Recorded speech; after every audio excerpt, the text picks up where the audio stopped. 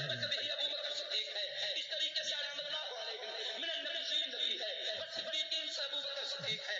پورا قرآن مجید پڑھ کے دیکھو، پھر صرف صحابہ تسلیم. اللہ نے دونوں میں ایسا جوڑ پیدا کیا کہ جب نبی مکے میں ہے، صدیق ساتھ ہے، پیغمبر مدینے میں ہے، ابو بکر مدینے میں ہے، نبی گاہ میں ہے، صدیق گاہ میں ہے، پیغمبرات مزار میں ہے، صدیق مزار میں ہے. پھر دونوں میں رب نے ایک عجیب جوڑ پیدا کیا.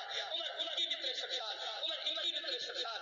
آخری لمحات ان کے بھی قید کا دن، ان کا بھی قید کا دن، وہ بھی بدر کا وقت، یہ بھی بدر کا وقت. پھر وہاں پر بھی ایک عجیب کیفیت ہے کہ وہاں پر جو چرپائی رکھی گئی یہاں پر بھی ہوئی تھی، جیسے آقا نے پرانے کپڑے پہنے ہیں کفن میں. یہی صدیق کی کیفیت تھی. پھر اللہ نے ان دونوں میں جوڑ پیدا کیا کہ وہ بھی اسی روزے میں دفن، یہ بھی اسی روزے میں دفن. تب کیا بڑا دن ہوگا جہاں سے نبی اٹھیں گے، وہاں سے صدیق اٹھیں گے.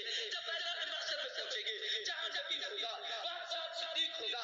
حدیث کی کتابوں میں آتا ہے، علماء مشاہد بیٹھے ہیں، تحقیق کر لو کہ اللہ کے محبوب جس وقت مقام محبوب میں سب سجدے میں ڈال کر کہیں گے اللہ آخر شہید شاہدہ 1,24,000 انبیاء جب سب جواب دے دیں گے، جو مقبول ہوں گے، جو سب کی شفاعت کے لیے شفاعت کبریٰ کا سجدہ کریں گے.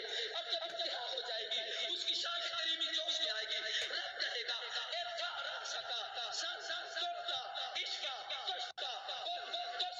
پیارے سر کا سوال کر، دینا چاہتا ہوں، سفارش کر، قبول کرنا چاہتا ہوں. مانگنا شروع کر.